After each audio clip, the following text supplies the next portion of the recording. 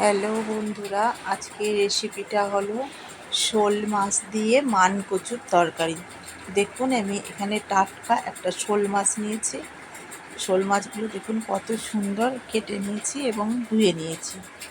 আর এদিকে আমি কচুগুলোকেও কেটে নিয়েছি, দিয়ে জলে সিদ্ধ করতে দিয়েছি। আর দিয়েছি কয়েকটা কাঁচা লঙ্কা আর লবণ দিয়ে আমি একটু সিদ্ধ করে নেব জলে।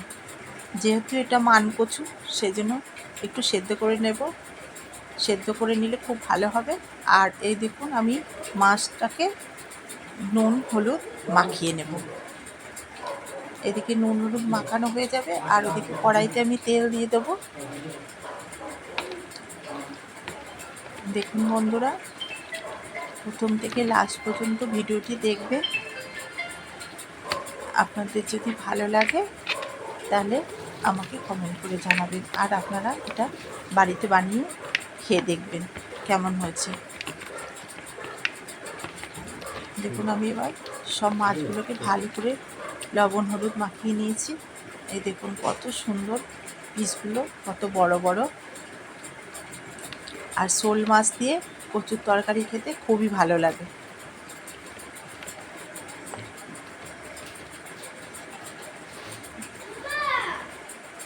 এইবার আমি কড়াইতে তেল দিয়ে দেবো। এই দেখুন কচু সেদ্ধ হয়ে গেছে, আমি এদিকে নামিয়ে রেখেছি। আর এখানে দেখুন ভাজা মশলা দেব, জিরে ধনে আর দুটো শুকনো লঙ্কা, আর নিয়েছি ধনেপাতা। এই উপকরণগুলি আমি তরকারিতে দেব।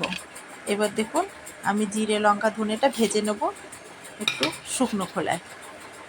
শুকনো খোলায় ভাজা মশলার সেন্টটা খুব ভালো লাগে, আর খেতেও খুব স্বাদ হয়। আর এই মান কচুতে ভাজা মশলা দিয়ে করলে খুব খেতে ভালো লাগে।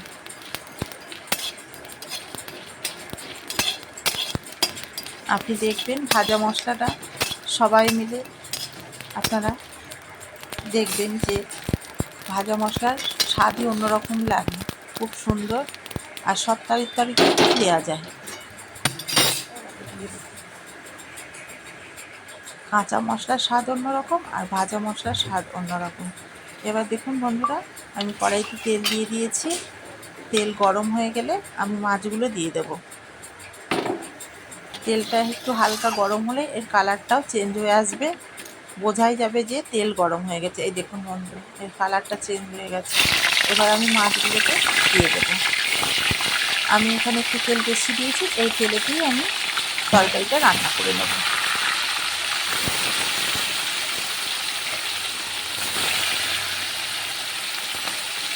মাছগুলো আমি দিয়ে দিয়েছি। এবার আমি ভেজে মাছগুলোকে তুলে নেব। এই দেখুন বন্ধুরা, আমি মাছগুলো সব ভেজে তুলে নিয়েছি। আর কড়াইতে তেল ছিল, ওই তেলেতেই আমি জিরে ফোড়ন দিয়ে দিয়েছি। এবার আমি সিদ্ধ করে রাখা কচুটা দিয়ে দেব।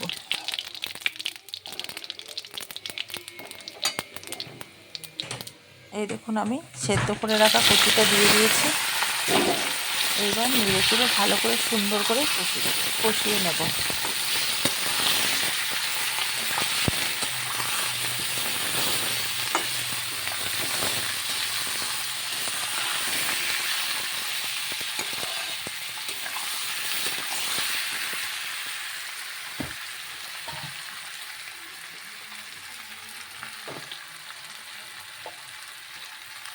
এবার পরিমাণ মতন লবণ আর পরিমাণ মতন হলুদ দিয়ে দেব।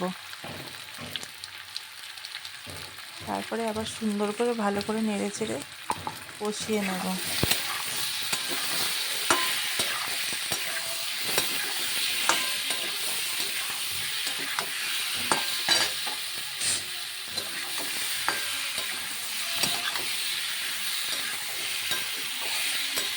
এবার দেখুন 5 মিনিট ধরে আমি এটাকে কষিয়ে নিয়েছি।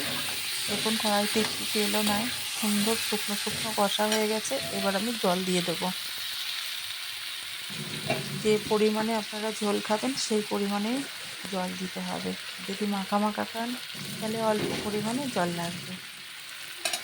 এবার মাছটা যতটা যে পরিমাণ থাকবে সেই অনুপাতে জলটা দিলে ঝোলটা সম পরিমাণ হবে।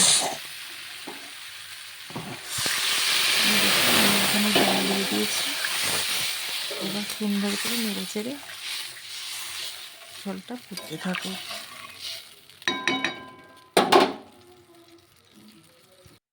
দেখুন বন্ধুরা, সুন্দরভাবে ঝোলটা ফুটে গেছে।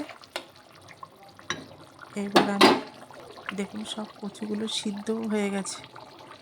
আর এবার আমি ভাজা মশলাটা দিয়ে দেবো।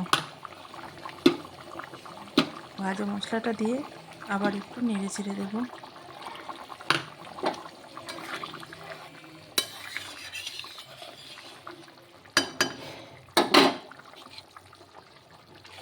এবার মাছগুলো সব দিয়ে দেবো। মাছগুলো দিয়ে আবার একটু নেড়ে চেড়ে নেব।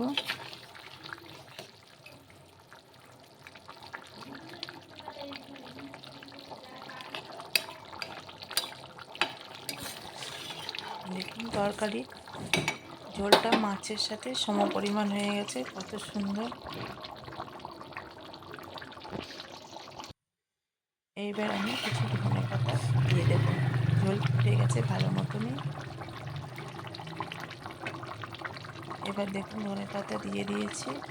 ধনেপাতা দিয়ে আবার একটু নেড়ে চেড়ে ঝোলটা ভালো করে ফুটিয়ে নেব।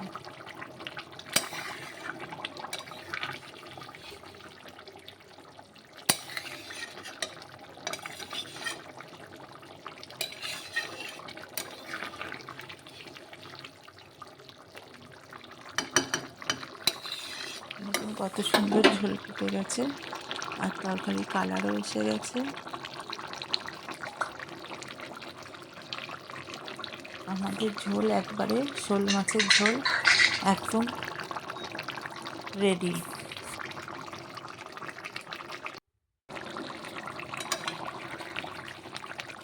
এইবার আমি নেড়ে চেড়ে ঝোলটাকে নামিয়ে নেব। দেখুন অনেকটা শুকনো শুকনো হয়ে গেছে।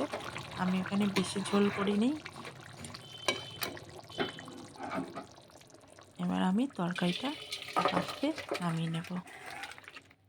আমাদের মান কচু দিয়ে শোল মাছের ঝোল একদম পুরোপুরি রেডি। দেখুন বন্ধুরা কেমন লাগলো। আপনাদের যদি ভালো লাগে আমার ফেসবুক চ্যানেলটি লাইক কমেন্ট শেয়ার এবং ফলো করে দিন। আর আমার ইউটিউব চ্যানেলটিতে লাইক কমেন্ট শেয়ার ও সাবস্ক্রাইব করে দিন।